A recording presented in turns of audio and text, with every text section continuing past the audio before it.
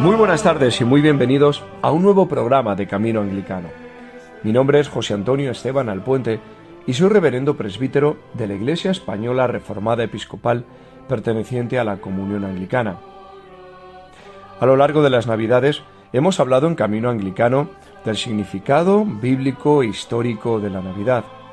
Hemos hablado también de la Epifanía, de cuál era la identidad de los magos de Oriente que fueron a la ciudad de Belén a adorar concretamente al niño Jesús que había nacido, y de cómo se desarrolló una piadosa y hermosa tradición a lo largo de los tiempos relativa precisamente a la identidad de estos magos. Pues bien, como digo, después de este parón navideño, vamos a retomar la serie sobre el liderazgo de mujeres en la Iglesia primitiva, con el que iniciamos esta nueva temporada de Camino Anglicano. La reciente denominación y la futura proclamación de Sarah Malali como nueva arzobispa de Canterbury es una realidad que nos lleva a reflexionar acerca del liderazgo de la mujer en la Iglesia primitiva, algo que se constata de forma objetiva e inequívoca en las Sagradas Escrituras, en la Biblia, en la Palabra de Dios. Pues bien, quisiera invitaros hoy, queridos amigos y hermanos de Camino Anglicano, a que reflexionásemos juntos acerca de lo que en la primera carta de Pablo a Timoteo, en el capítulo 3 y versículos del 8 al 11, se establece con respecto al liderazgo de las mujeres en la Iglesia primitiva.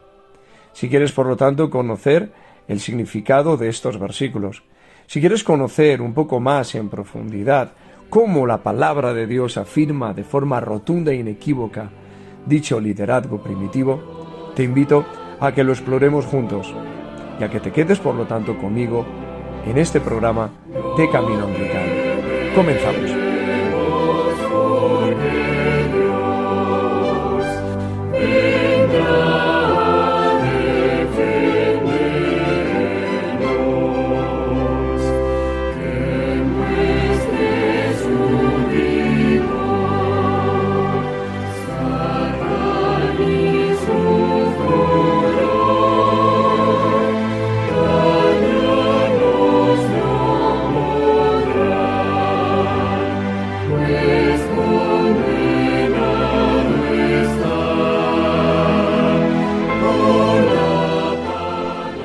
Recordemos, queridos amigos, hermanos y radio oyentes de Radio Anglicana, que en el primer programa relativo al liderazgo femenino en las comunidades cristianas, tal y como aparece en las Sagradas Escrituras, en la Palabra de Dios, hablábamos de Febe, la diácono de la localidad de Cencreas, mencionada en la carta de San Pablo a los Romanos, capítulo 16 y versículo 1. En aquel entonces destacábamos su ministerio, su importancia y el ejercicio de su liderazgo, y señalábamos que muy probablemente fue ella la portadora de la carta a los romanos, así como su lectora y expositora. Es importante detenernos en el término griego al que nos referíamos en aquella ocasión y que San Pablo utilizaba para describir a Febe. El término o la palabra es diáconos, una palabra que se utilizaba tanto para referirse a un hombre como a una mujer, y que significa literalmente siervo o ministro. Una palabra que denota a alguien que sirve a la comunidad, atendiendo tanto a sus necesidades materiales como espirituales. Además, encontrábamos también otra palabra clave utilizada por Pablo. Es la palabra próstatis, una palabra que se traduce como patrona o protectora. Esta palabra describía a una mujer que en la antigüedad romana ejercía un liderazgo activo, apoyando, guiando y sosteniendo la obra de una comunidad, en este caso particular, la obra de la comunidad cristiana de Cencreas en Corinto. Por lo tanto, Febe no era una simple ayudante, sino que era una líder reconocida y respetada dentro de la iglesia de Cencreas en Corinto. Pues bien, otro de los pasajes que encontramos en el Nuevo Testamento y que hace referencia al liderazgo femenino en las primitivas comunidades cristianas, lo encontramos en la primera carta de Pablo a Timoteo, en el capítulo 3 y en los versículos del 8 al 11. Seguramente muchos de vosotros recordáis en este pasaje que se habla de los diáconos, pero en muy pocas veces se analiza la mención relativa a las mujeres justamente después. Un primer elemento de controversia y de debate con respecto a la exégesis, a la interpretación de estos versículos, es si cuando en los mismos aparece la palabra mujeres, estas mujeres se refieren o bien a las esposas de los diáconos o bien a mujeres que ejercían un cargo activo y de liderazgo, por lo tanto, en la Iglesia. Vamos a descubrirlo. Para comprender este pasaje, debemos trasladarnos al siglo I. Esta primera carta de Pablo a Timoteo hace referencia a una iglesia que estaba dejando de ser un grupo de creyentes más o menos dispersos para convertirse en una comunidad perfectamente estructurada y organizada. En este contexto, San Pablo establece cuáles deben ser los criterios de conducta para los líderes, en primer lugar para los obispos y en segundo lugar para los diáconos. Leamos en este sentido lo que afirma Pablo en la primera carta a Timoteo. Primera carta a Timoteo, capítulo número 3 y versículos del 1 al 13. Dice así la palabra de Dios. Palabra de fiel es esta: si alguno aspira al cargo de obispo, buena obra desea hacer. Un obispo debe ser, pues, irreprochable, marido de una sola mujer, sobrio, prudente, de conducta decorosa, hospitalario, apto para enseñar, no dado a la bebida, no pendenciero, sino amable, no contencioso, no avaricioso, que gobierne bien su casa, teniendo a sus hijos sujetos con toda dignidad. Pues si un hombre no sabe cómo gobernar su propia casa, ¿cómo podrá cuidar de la Iglesia de Dios? No un recién convertido, no sea que se envanezca y caiga en la condenación en que cayó el diablo. Asimismo debe gozar también de una buena reputación entre los de afuera de la Iglesia, para que no caiga en descrédito y en el lazo del diablo. Fijaos, hermanos, lo que dice la palabra de Dios a continuación, y vamos a leer ahora los versículos del 8 al 13, porque es en este pasaje donde se nos habla de los requisitos para los diáconos y precisamente también de las mujeres. Versículo 8. De la misma manera, también los diáconos deben ser dignos, de una sola palabra, no dados al mucho vino ni amantes de ganancias deshonestas, sino guardando el misterio de la fe con limpia conciencia. Que también estos sean sometidos a prueba primero, y si son irreprensibles, que entonces sirvan como diáconos. De igual manera, las mujeres deben ser dignas, no calumniadoras, sino sobrias, fieles en todo. Que los diáconos sean maridos de una sola mujer y que gobiernen bien sus hijos y sus propias casas, pues los que han servido bien como diáconos obtienen para sí una posición honrosa y una gran confianza en la fe que es en Cristo Jesús. Quisiera llamaros la atención de forma muy especial con respecto a los versículos 8 y al versículo 11. Estamos viendo, por lo tanto, en todos estos versículos del capítulo número 3, que Pablo establece cuáles deben ser los criterios de conducta para los líderes, para los obispos y para los diáconos. Su intención era proteger la fe y el orden de la comunidad, asegurándose de que quienes ocuparan cargos de autoridad lo hicieran con integridad moral, coherencia espiritual y con responsabilidad social. Pues bien, como digo, aquí el pasaje que nos interesa menciona a las mujeres. Es que el problema que nos encontramos es que en el griego la palabra que se utiliza, la palabra que utiliza Pablo, es guiné, una palabra que puede significar tanto mujer como esposa. Y es precisamente esta ambigüedad de si se trataba de una mujer o de una esposa, es decir, la esposa de un diácono, la que ha generado numerosas interpretaciones diferentes y contradictorias entre sí. Pero antes de entrar en debates, conviene entender qué era exactamente un diácono en la iglesia primitiva. Los diáconos no eran simplemente asistentes, eran servidores de la comunidad, encargados de la organización de los recursos, de la atención a los necesitados y de la mediación entre los líderes y los fieles. Su conducta debía ser ejemplar porque eran modelos de vida cristiana y la comunidad los veía como guardianes del orden y de la moral. Pero veamos el pasaje de cerca. Los versículos 8 y 9 dicen que los diáconos deben ser hombres dignos, sinceros, sobrios y honestos, que preserven el misterio de la fe con una conciencia limpia. Luego, en el versículo 11, se dice, de la misma manera, o dependiendo de las traducciones, igualmente, que las mujeres sean dignas, no murmuradoras, sobrias y fieles en todo. Aquí surge, queridos hermanos, la pregunta crucial. ¿A qué se refiere este adverbio igualmente o de la misma manera? ¿A las esposas de los diáconos o a mujeres que ejercen un ministerio, una función, un rol de liderazgo? Es decir, un ministerio diaconal. Pues bien, existen dos indicios clave que sugieren esta segunda opción. En primer lugar, el antecedente de Febe al cual ya hemos hecho referencia con anterioridad. En Romanos capítulo 16, Pablo menciona a Febe como diáconos, mostrando que algunas mujeres ya ejercían funciones ministeriales. Febe no era solamente una colaboradora, era reconocida como diácono, con autoridad y responsabilidad dentro de la comunidad de creyentes de Cencreas. Y en segundo lugar, la segunda clave o el segundo indicio lo encontramos en la propia estructura gramatical de la lengua original, del griego,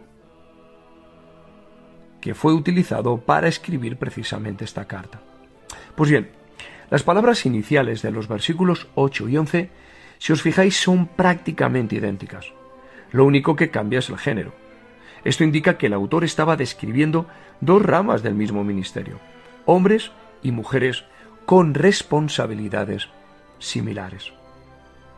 Fijaos, siguiendo el libro de Kevin Madigan y de Caroline Osek, este libro extraordinario, os lo recuerdo, que lleva por título Mujeres ordenadas en la Iglesia primitiva, una historia documentada, y cito, en la página número 43, cito literalmente, se afirma: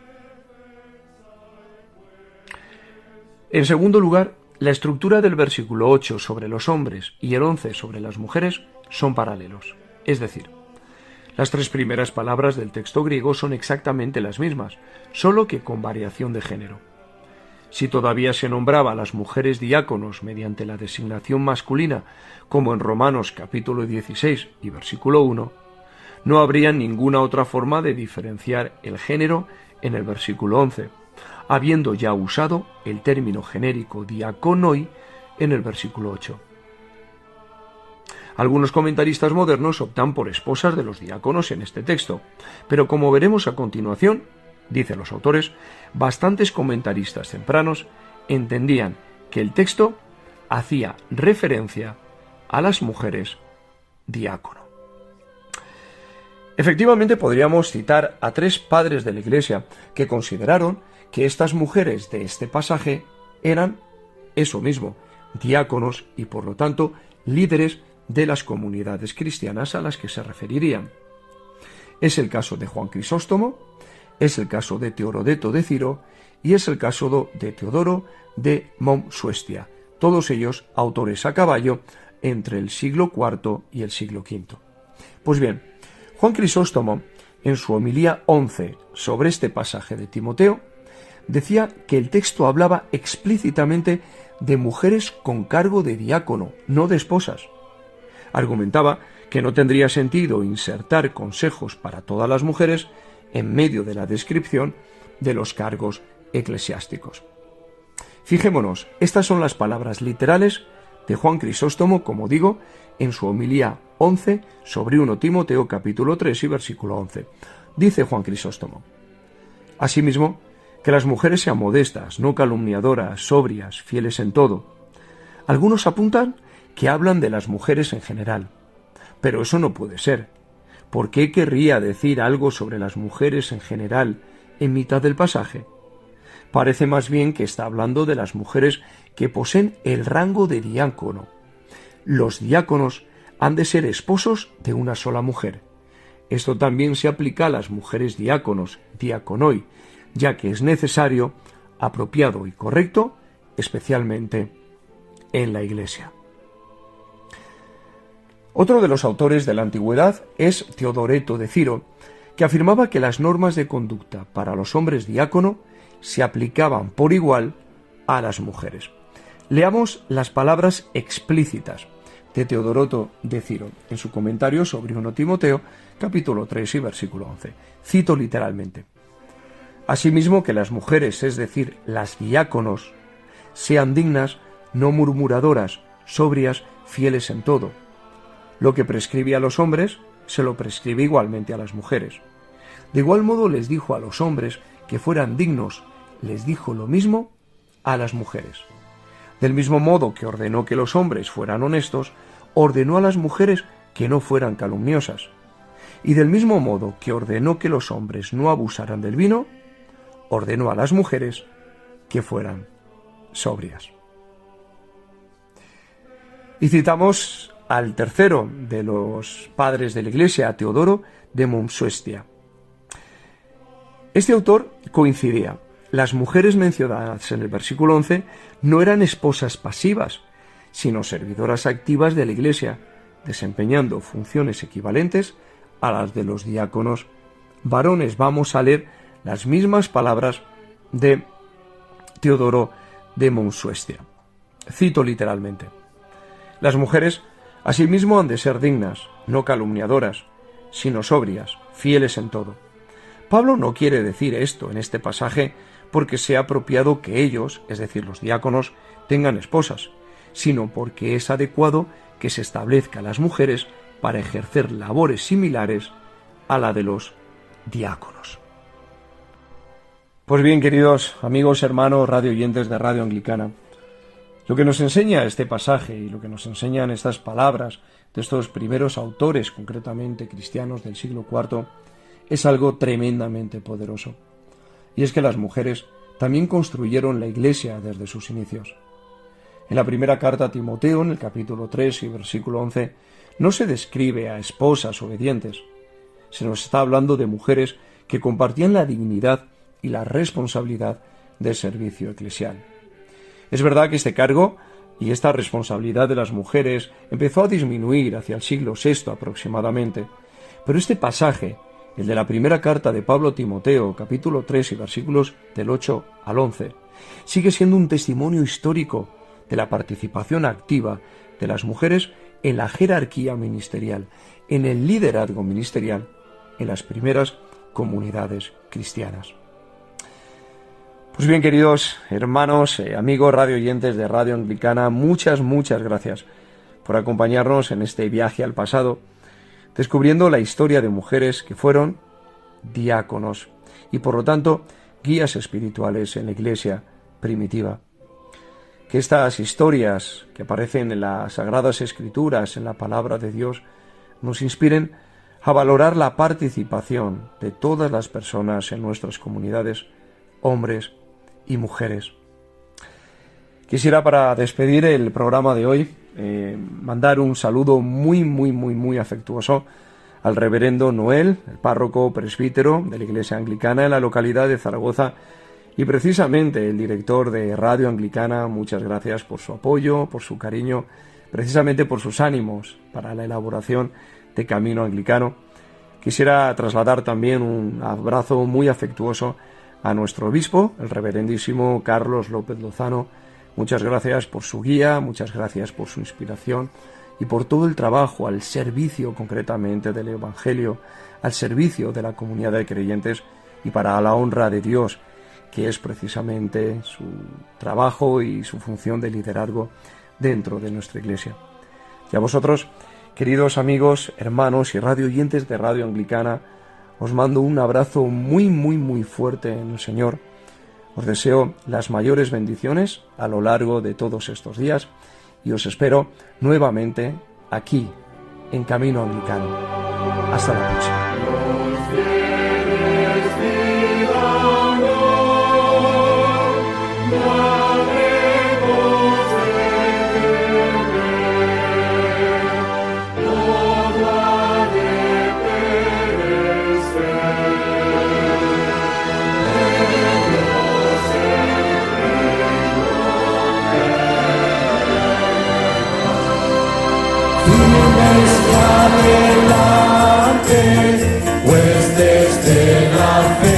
Usted está en sintonía de Radio Anglicana, transmitiendo vía internet en www.radioanglicana.es. También puede escucharnos en su dispositivo móvil, descargando nuestra aplicación para Android e iOS. Radio Anglicana, la voz de la Iglesia.